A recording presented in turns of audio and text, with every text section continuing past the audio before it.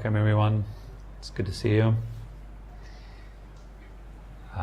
Today's topic is aversion and attachment. Also, it can be put as attraction and aversion, or like and dislike.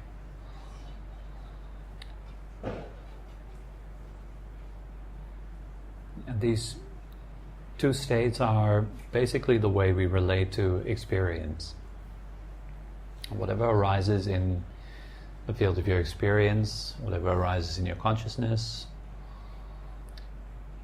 if you look at it right now, in this very moment, because there is no other moment in which you could experience, you can only experience ever right now, right here. And you look at what you're currently experiencing. It might be sound, there might be sensation, feeling.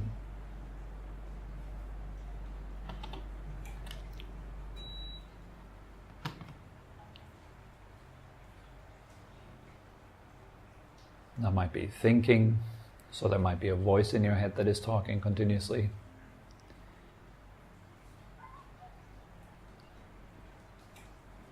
And as always, when you're sitting here, when you're following these kind of contemplations or the teaching, if you will, then always invited to do the work right here, right now. This is nothing to be done later. This is something to be observed here and now. So look at your own experience right now. What is it like? You don't even have to close your eyes to do that. You can keep your eyes open. There might be experience of seeing, or hearing, maybe an emotional taste to your experience, maybe pleasant or unpleasant.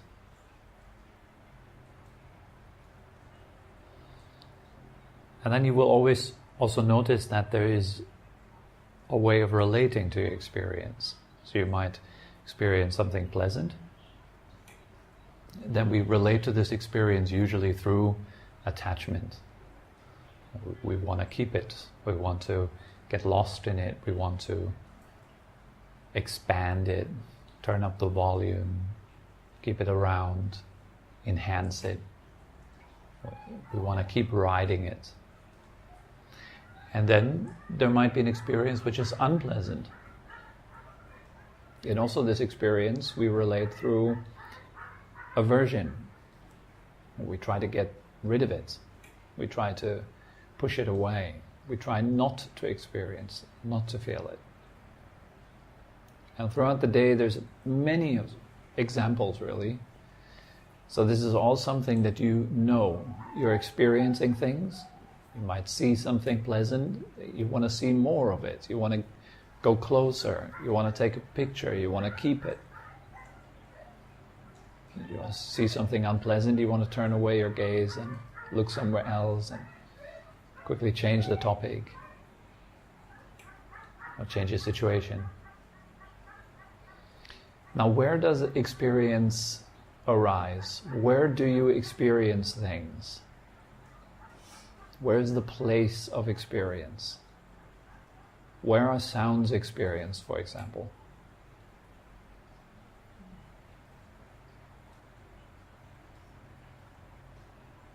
Where is feeling experienced?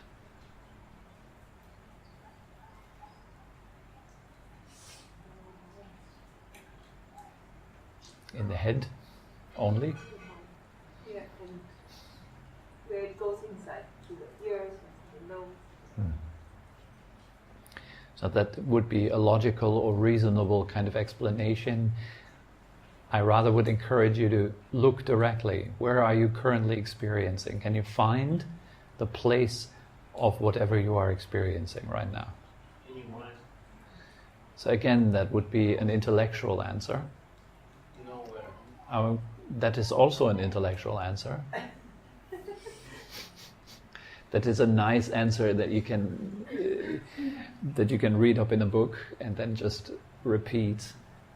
I would like you to look right now. You might experience something. Now, where do you experience it? Where is the exact place of that experience? Direct your awareness, your attention there. You might find a feeling, for example. Maybe a feeling in your chest. maybe a feeling in your belly. But that's just another experience, isn't it? That's just feeling then. Now when you're looking into that experience, where is that experience exactly taking place? If you came in there with a needle and you had to pin it down, you had to zoom in and pick out the exact place where it is. Where would that be? If you zoom in with your awareness, if you zoom in with your observation with a magnifying glass and you just have a look, where is the center of your experience? Where does it actually take place? It's very hard to find, isn't it? It's very difficult to find. And that would be a great first experience. You look into it and you admittedly say, it's really hard to find anything concrete, anything substantial there. There's a lot of movement going on, but the closer I look, kind of less I find, like a mirage in the desert. It looks like there's water, and you walk towards it, you're hopeful. The closer you get, though, the more you start to realize, there's nothing there really. It looked like as if there was something, but upon closer inspection, there's nothing there. That is the type of experience that is encouraged. That directly is the antidote to ignorance, to not knowing. And if ignorance is removed, then the root of aversion and attraction is removed. Because you can also look at aversion and attraction directly.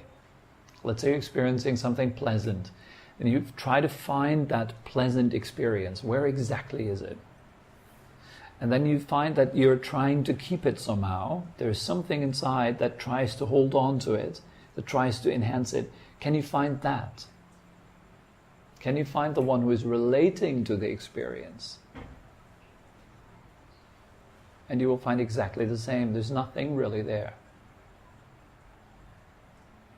And in the beginning, it's already good to just experience this kind of uncertainty there.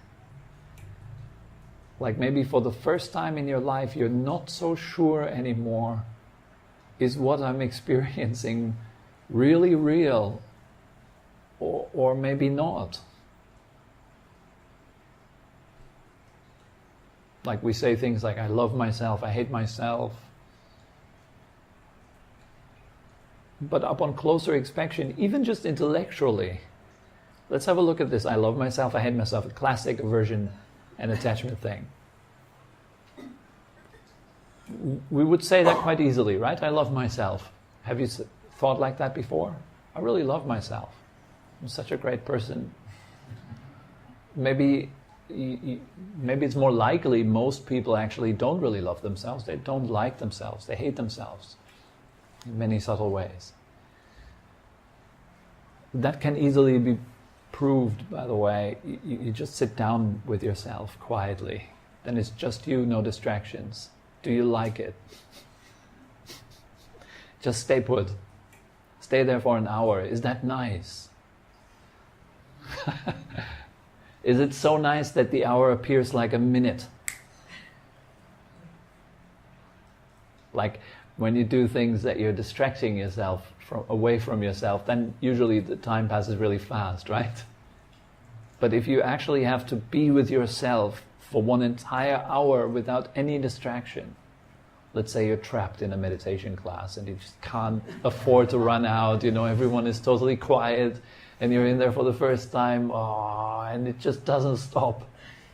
Here is proof that you don't like yourself. It couldn't be more obvious. Those who really like themselves, they have an awesome time. They sit down and they just forget everything. They're just really enjoying themselves. For the mind even, there is no need for distraction anymore. It doesn't need to distract itself anymore because it's just so nice to be right here. It doesn't have to move away from you, like into all kinds of things that you still need to do and that you did and all that. So there's no requirement for distraction. Another proof that you love yourself. You're so in love with yourself, you're experiencing a sort of merging together with the object. And then just intellectually, just having a look at that statement. I love myself. What does that really mean? We say that so easily, I love myself. But what do we really mean by that? Are there two of you? Is there the lover and the loved? Because that's exactly what this statement means. I love myself. So there seems to be like somebody loving the something. The somebody is the I. And what is it that the I loves? It's self, myself. So what does the I mean by that? I love myself. Have a look now. Just say that sentence in your head. I like myself or I love myself. What do you really refer to when you say I? Can you find that?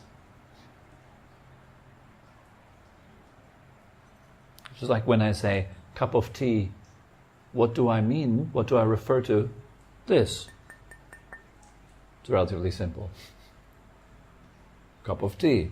There it is. But what do you mean when you say I? Can you point to that? Just like I point to the cup of tea? What does the word I point to? What does it describe?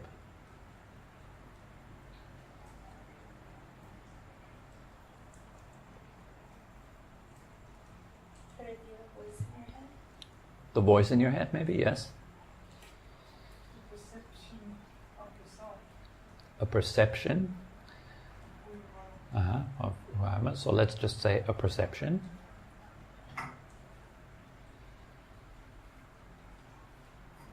Usually the voice in my head, right? That is a good example. Let's take that. Are you the voice in your head?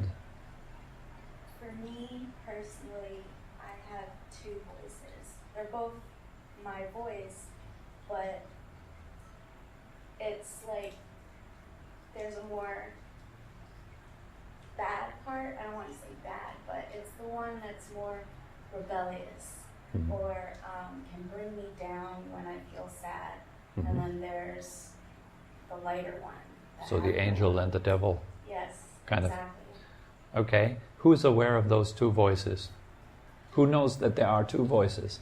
I feel like there's also this third voice that hasn't really had.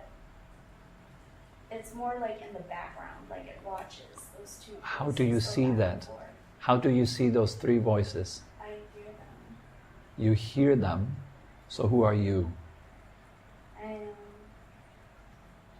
in a way, I'm three different people. There's the devil, the angel, and then there's the one that they both make up. And the one hearing them. So there seem to be four of you. No, the one that they both make up is the third one. That kind of makes the person who I am. Okay. Think of a theater, okay? You have like a theater and there is three personas playing three different roles on the stage. That's a bit of a trick question. Who are you? There's three personas playing out their roles on the stage. Who are you? Cinema. Three characters playing out their roles on the stage, on the screen. Who are you?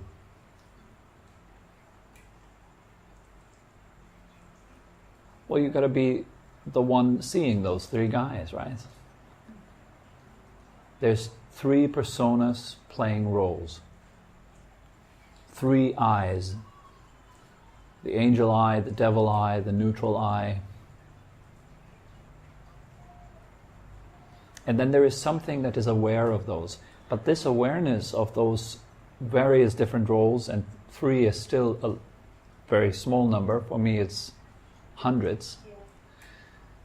there's 100 different characters that play out. Now, but the most important one is the one that sees them, the one that's aware of them. Now let's say I can either be the one playing a role, or I can be the one that's aware of the one playing a role. So I can either be the voice in my head, or I can be the one listening to the voice in my head. Okay? So obviously there can be different things that we mean when we say I. Now, for example, if I would be the one that is loving someone, that is an active role. So I am playing the lover on the stage, loving myself, maybe loving another aspect of myself. Like I love my rebellious me, or I love my peaceful me. Yes? Playing all those roles, then we can play the role of aversion, the role of attraction, we can play push and pull, like and dislike, wanting something, not wanting something. That is the endless play of life. That just leads us around in circles. The funny thing is that each one of those characters, no matter who plays at the moment on your stage, they're all looking for the same thing. They're all looking for happiness. And they all want to abandon suffering. So every one of those different roles is trying to achieve that in their different kind of context. The police officer tries it in his way. The angel tries it in her way. And all they ever get is the duality of their roles. So there is a constant exchange of stuff happening. There's no concrete arriving going on.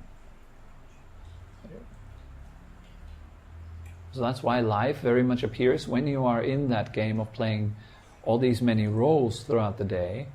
It appears very much like, doesn't matter what I do, it's not enough. It doesn't matter who I am or try to be, it's not enough. It doesn't matter where I am, it is not there yet. It's this lack, this sense of lack. It's not fulfilling entirely. Because it's just a role, and roles are temporary in nature.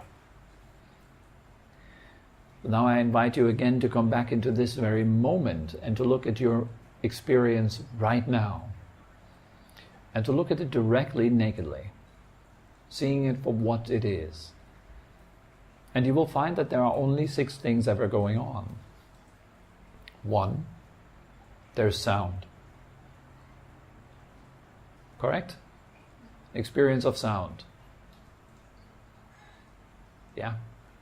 There's an experience of seeing. Also correct, right? There's an experience of smelling and tasting, probably quite subtle right now. There's an experience of feeling. That's usually quite dominant. And then there's an experience of thinking. And they're all constantly exchanging. It's a great firework. To me it feels very much like a buzzing, like a sort of an aliveness inside. There's nothing really concrete. I can't really grab any of those and say, so here this is this one and there over there is that one.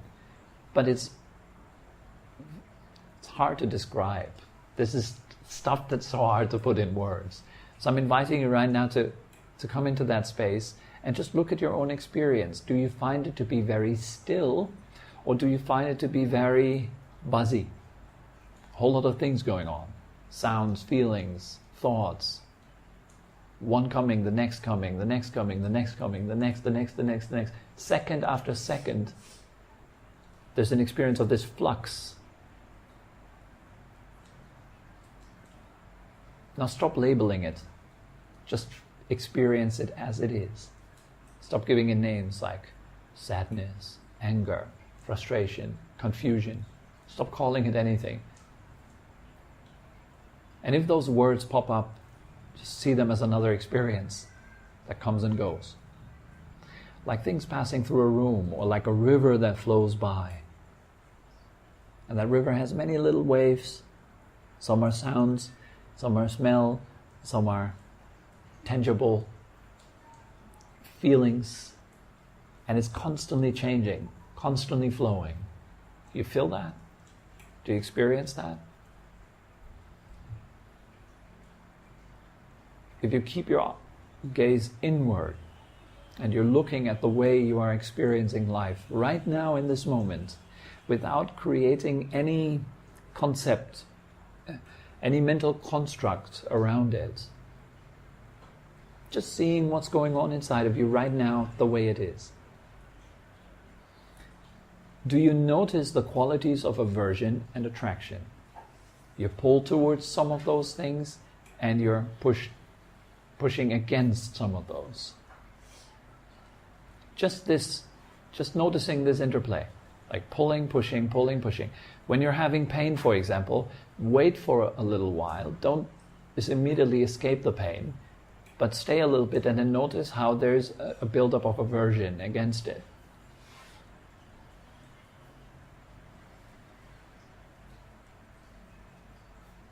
And if there's a pleasurable experience, something nice, notice how there's an embracing quality, something that wants to hold it, that wants to keep it like that.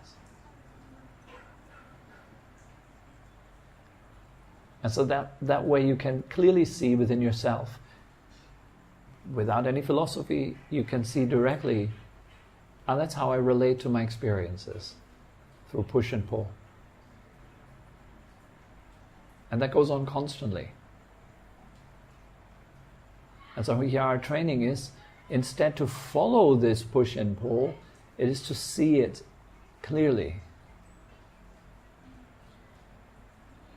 So usually we follow the push and pull.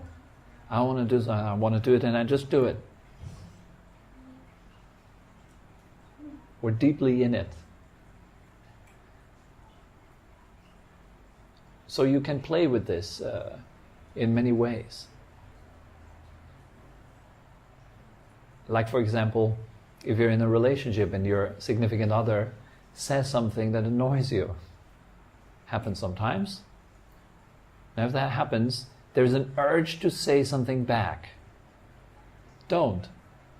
Instead, watch the pain inside, and you will see that this pain is directly caused by aversion,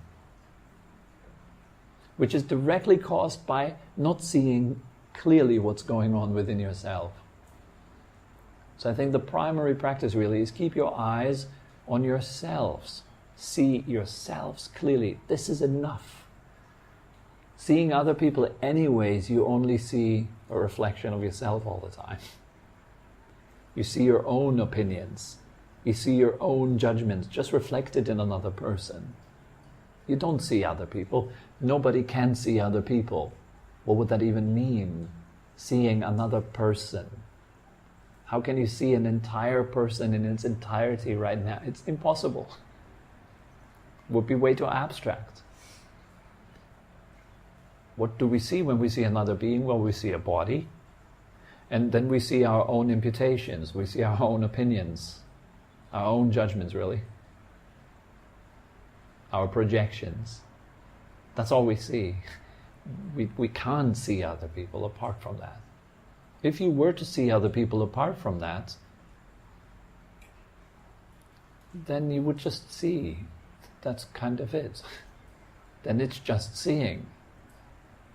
That's a very sober way of practicing. When seeing, as the Buddha mentions in one of the discourses, when seeing, just see. When hearing, just hear. It's a very fundamental practice. When feeling, just feel. But we like to impute stories into what we feel. This feeling means this and that, and why is it always me? Why do I have to always feel this kind of... And it becomes this huge bloated thing that it is actually not. It's just a sensation. It's pretty liberating to see that clearly. Otherwise we make this big story of the feeling that just arises in my chest. There's a feeling coming up in my chest and I call it sadness due to habit. I call it sadness. Then I add the story to it. I've always been so sad. When will that ever stop? It's so dreadful. My life is so dreadful. Everyone around me, you also look so very sad. You know, it's such a sad life, isn't it? You find it confirmed. You exchange. It becomes this unimaginably huge thing. You're building an entire planet out of what is just simply a sensation. Passing through even very fast. If you're not holding on to it, it just passes through. Pop, there it is. It's already gone, actually. As soon as you look, it's already gone, it's already changed. Then there's a sound. There's something else. Continuously changing. Stay with that. We go into this story-making mode all the time. We're describing, and if that's not insanity, what is? We're describing ourselves to ourselves constantly, and our life. We're basically like narrators in a movie in our life, telling our own movie to ourselves. Like me and my life and people around me and how they relate to me, and it's all about me, and it's pretty oppressive. It feels heavy. It's so much me, it's heavy. So what is this me? Look. Now and here, can you find that me? Where would it be? And then again, you're invited to look in and see, well, I don't like this. Now can you try to find that thing that doesn't like it? Where is it? Where exactly is it? And if you look well, if your mind is stable and calm and powerful, empowered through meditation practice, you can see very clearly, oh, nothing there. It's a mirage, a phantom, a hologram. You grab it, but oh, it's not really anything there. That then leads to joy. There's a spontaneous release of joy because it's incredible freedom. You suddenly notice like, wow, there is no sufferer. How nice. And I'm making it all up. Actually, I'm just sitting here on a box. That's it. And now I can make up this whole thing of, I really don't like myself. God, what does my teacher think of me? If he would see me sit here right now, like talking about these things, what would he think of me? Oh God, he would say, oh, Tobi, just get down there and stop talking all this nonsense. And it's all thought. And that has to be realized directly. It is very empowering. It's very liberating. It is an immediate release. It goes, there's no problem. There's just sensations passing through. Then there's sounds. Then there's smell. Then there's taste. Then there's... What more is there? A bunch of thoughts, like words, the storyline, sentences, just passing through, like a river passing through. Why get involved? Again, I mentioned it last time. Would you get involved with another person's story? Let's say someone in this room has a story that is a thriller, kind of a dramatic thriller. Okay? So that runs in any of you just right now. Would you then go into that dramatic thriller of that person and identify with it? If you could read thoughts, if you could read the minds of anyone, and you would see that all these movies that are going on right now, which one would you identify with? Why identify with any of them? And then why identify with the one playing in here? What's the difference between your movie and my movie? It's just movies. What's the difference between your line of thought, your narrative, and my narrative? It's both just narratives. So when seeing the narrative, see it as just the narrative. When hearing, just hear. It's just sound. Just sound. If you already started, it's such a nice sound, I love it. Oh, there's aversion. Oh, sorry, there's attachment already. You try to keep a hold of it somehow. You are already on the way to suffering. Because it will disappoint you, so to say. It will not fulfill you. It will disappoint you. As the forest masters in Thailand put it quite nicely, I think Luang Por Tun gave this example of the snake, aversion and attachment. They're like two ends of a snake. If you grab one end, like the front, liking something, that's aversion. You grab the front, you get bitten immediately, you're already suffering, you don't like it already, you're suffering. And if it is attachment, then it comes in the form of liking something. You grab the tail of the snake, the head is already on the way to bite you. So the way to peace, if you're interested in peace, if you want to experience a pure happiness, happiness that does not fade, then the way to that is by learning not to bounce left and right continuously. Liking, not liking, liking, not liking. We've got to stay above that. That is the middle way. Snake in the middle? Pardon? I grab the snake in the middle? You don't grab it. Just leave it alone, yeah? It's biting, it's going to bite you. No matter where you grab it. Yes. Unless you're a very skilled snake trainer or something like this, you can play with it. But you have to have that skill to do so. For us, normally the training is really to just stay equanimous, to stay centered, to know instead of identify, to know instead of grab or push. That's the key. And how can you achieve that? In simple ways. Stay present. Throughout the day, know yourself. Feelings come, feelings go. Okay, not my business. It's just feelings. They're fine. They're allowed to come and they're allowed to go. I have no trouble with them. They're not personal. Are they? Yes, exactly. Like if you ask yourself, who are those feelings coming for?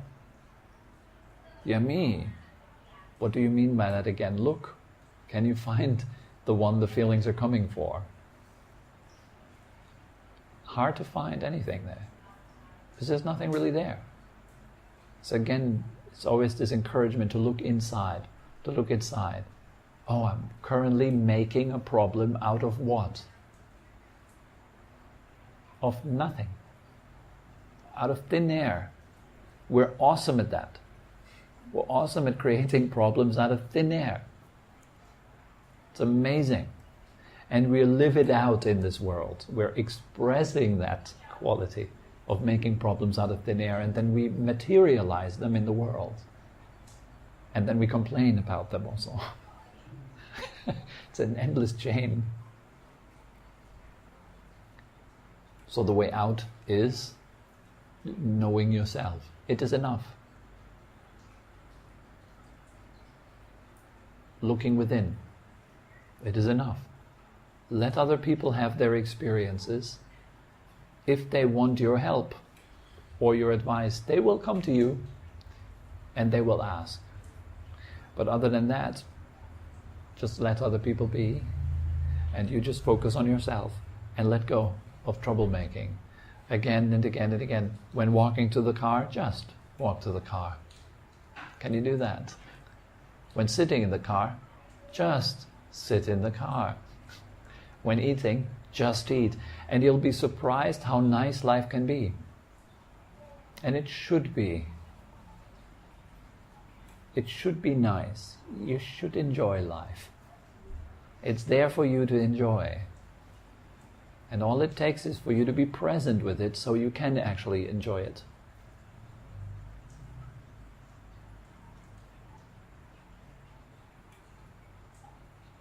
And let go of aversion and attachment.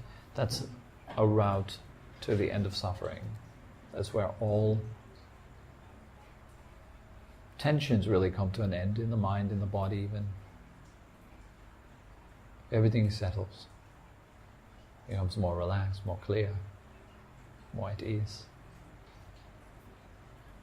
Yeah, your life quality gets better. The things you do get better. The people you spend time with benefit from your presence. It's nice.